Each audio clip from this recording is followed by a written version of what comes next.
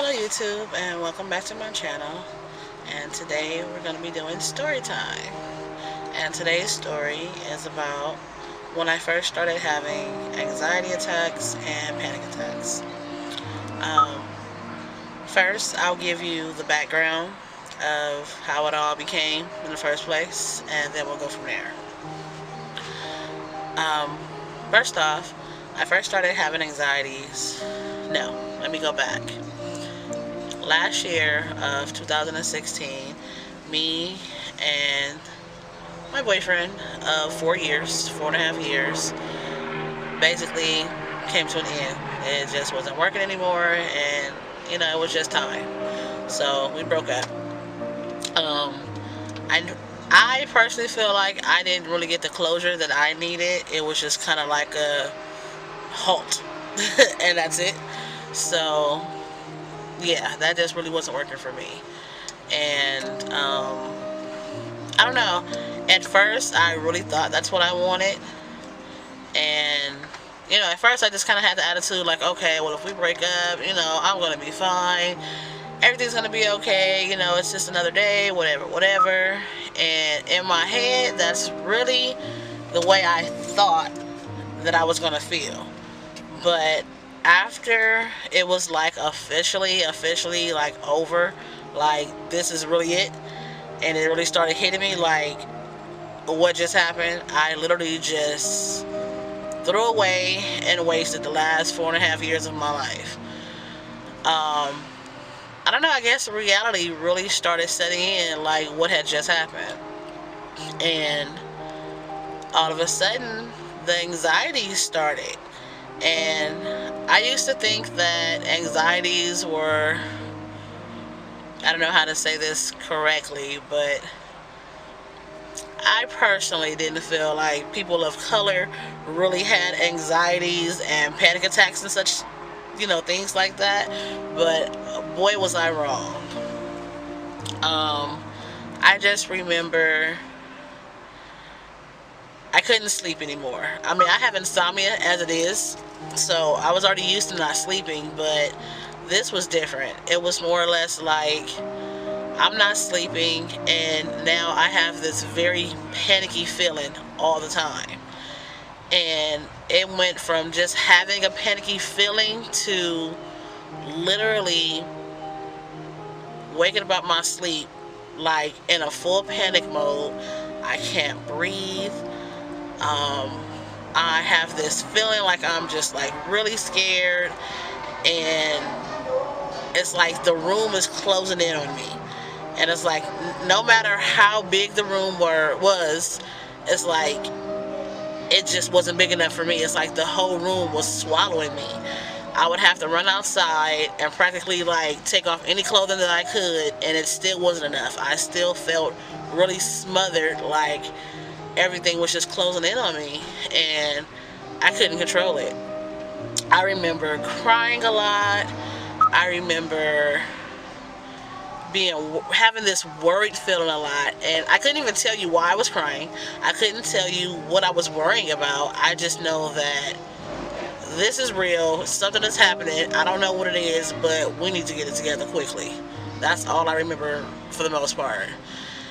And at first, I kind of like tried to brush it off, like, okay, it's nothing. I'm just sad. Everybody gets sad when they go through a breakup, Some more than others, but, we're gonna get through it. I don't know what it was, but it's like that first couple of weeks passed, and it didn't go nowhere. And then my ex would start, when he would call, he would like do and say certain things, and it would like trigger my anxieties even more. So he called I remember one time he called, and he's pretty much just like, hey, I just want to let you know that I'm in another relationship. But like, we literally just broke up like barely a month ago, and you're telling me you're in a relationship already? Like, it's been 4.5 years. Like, my kids have grown very much attached to you. We were supposed to be family, and all of a sudden you're telling me that you have a whole new, brand new relationship that easily. I don't know. For me, I think I personally just felt like, I don't know, how can I say it? Like, how could you move on so quickly if I meant so much to you? You know what I mean? So I think that's what really agitated me the most about it. And the fact that you had the audacity to call me and tell me that was like so disrespectful. So, I try not to let it get to me, but even though I would not say anything out loud, internally and in my mind, I was flipping out. Like, I don't know. I was just going crazy inside my head. And I mean, it's not even so much that I wanted him back or anything like that. It's just like, dude, was you not going to give yourself time to get over our situation or whatever? It was just, I don't know. I think what really affected me was the fact that I felt like he should have just gave himself a little bit more time. Yes, I am fully aware that everybody handles their situations differently, but I don't know. Anyway, so after that, that's when I really started noticing the panic attacks started coming along with the anxiety attacks. Now, let me tell you the difference between an anxiety attack and a panic attack. An anxiety attack, the feeling I was having with those, is like I would mostly get them when I was asleep. Mostly, I say about 85 to 90% of the time, I would wake up out of my sleep, sweating, gasping for air, feeling like I was dying, like literally dying. Like, I mean, no, I don't know what it feels like to start dying, but literally the feeling I was having was like I was dying. And nervous, worried. You can't control any of your emotions. You can't control the crying. You can't control the fear. It was just like, oh my God, somebody's after me. And I feel like I want to run, but there's nowhere to run to. The walls are closing in. The room is just getting smaller. And it's like you have nowhere to go. That's the anxiety attack. I'm pretty sure it's a few more things. I just can't remember at this moment. And then a panic attack, when I was having a panic attack, it was like I can't breathe. Like literally, it's like I can't even take a breath in, because when I take a breath in, it's like it hurts. And then I get this feeling in my back where it's like I feel really stiff, and it's like you're grasping for air, but you can't get enough air in because for whatever reason your brain is not allowing you to take deep breaths. So you're kind of like something like that, right? And then it's just like you can't focus. No matter what you do, you just can't focus on anything. And you're just like sitting there like a fish out of water. And I remember when they both got really bad. I remember sitting on the couch. I was trying to call my doctor because I didn't know what any of this was at first. I thought I was just tripping. So I'm on the phone trying to talk to my doctor, and I just couldn't even concentrate with what the lady was on the phone trying to tell me. I ended up hanging up the phone, and my dad called like right after, and he's just like, "Oh hey, I'm out so and so. Call me if you need me." And he's talking to me, but I really can't hear exactly what he's saying because I'm in like full panic mode by this time. And I'm like crying hysterically, but I'm holding the phone so he can't hear me because I'm not really used to just letting everybody in on my emotions, you know what I mean? But I just couldn't take it anymore. And I remember screaming into the phone, "Daddy, help me, something is wrong." Like, you have to excuse me if I get a little emotional. But I remember just screaming into the phone like, "Daddy, something is wrong. You need to come home now and help me." Wherever he was at least 30, 40 minutes away. Dude, my dad got there in like 15. I don't even think it was a whole 15 minutes. I swear he had to do at least 100 the whole way home, at least. And I remember him walking into the house and just... Oh. I remember my dad walking into the house, and as soon as he walked in the house and just started to come towards me, I just like fell into his lap, and it was just like, I don't know. You have to excuse me, guys. I just kind of like fell into my dad's arms, and just I was crying hysterically, and I couldn't breathe. I couldn't explain the way I was feeling. I was just completely not myself, if that makes sense to you. I'm sharing this video today because I want people to know that anxiety is real. Panic attacks are real. It doesn't matter how old you are. It doesn't matter what race you are. It doesn't matter what gender you are. It doesn't matter. I'm sharing this video because I want someone to know that you're not the only one. You're not the only one out there with these problems. The problem is real, and I, for one, am not one for medicine. So if you're the same way, my best advice to you is to talk to someone. Do not hold this in, because you holding this in the long run, it can harm you. It can. And luckily for me, I did have someone I can talk. I had a few people I can talk to, like my godmother Joy. Oh man, my grandmother, my dad, my best friend. It's like they were really there for me, and they were understanding. They didn't judge me, or you get some people like, oh, she crazy, oh, she just doing too much because she just had a little breakup, or it was real. You know what I mean? Regardless of what the reason is why you started having these panic attacks and anxiety attacks, the point is, it's real. It is a real issue. It's a real condition. And my best advice to you is seek help. Like I said, I'm not one for medicine, and for me, the best way I can describe any of this to get help is like, you have to talk about it. The more you talk about it, the better you will feel. I know it's just like, oh, talking ain't gonna do nothing, but I'm serious. The more you talk about what's going on and what's bothering you, it really does help. One technique that I started doing was breathing. You breathe in, you breathe out, 1. Breathe in, 2. Breathe out, 3. Breathe in, 4. And you're gonna breathe in and out until you get to 10. And then you're gonna talk to yourself. Talk to yourself out loud. Close your eyes. It's getting hot in here. Excuse me. Talk to yourself. I'm telling you, I know it sounds weird. It sounds crazy, but believe me, it works. Close your eyes. Ask yourself questions. Start with your body. Start from your head and work your way all the way down to your toes. Close your eyes and ask yourself, how does your mind feel right now? What are you thinking about right now?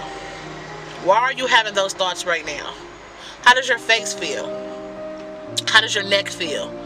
Can you feel your hands? What does your hands feel like? What does your chest feel like? How does it feel when you breathe in and breathe out? What does your stomach feel like? Are you hungry? Are you thirsty? Anything. Ask yourself whatever questions you use. You start with the top of your head and you work yourself all the way down to your body. Every body part you have, you work yourself all the way down. How does my legs feel right now? Wiggle your toes. How does my feet feel? Are your feet sweaty? Are they swollen? Just ask yourself all these questions.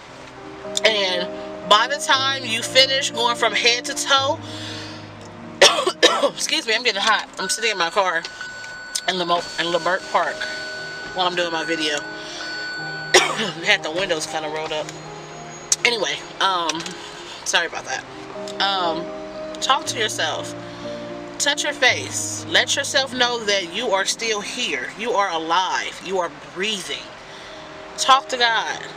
Ask Him to help you get rid of this. Ask Him to help you deal with this in the best way possible. That's what got me through this. Honestly, this is what got me through.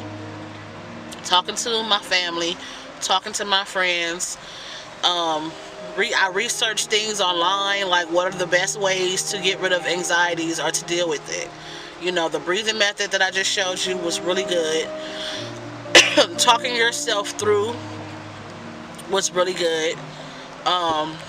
Chamomile tea, it didn't really work so much for me, maybe because I didn't really drink it that often, because I don't really like hot drinks that much, but it was okay.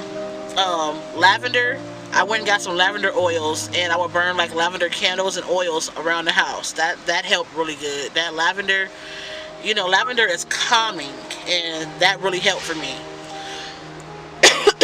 And like I said, all of this happened in early July of last year, 2016, and it lasted for a while. Like, honestly, I can say that I'm just really getting to the point where I'm over it.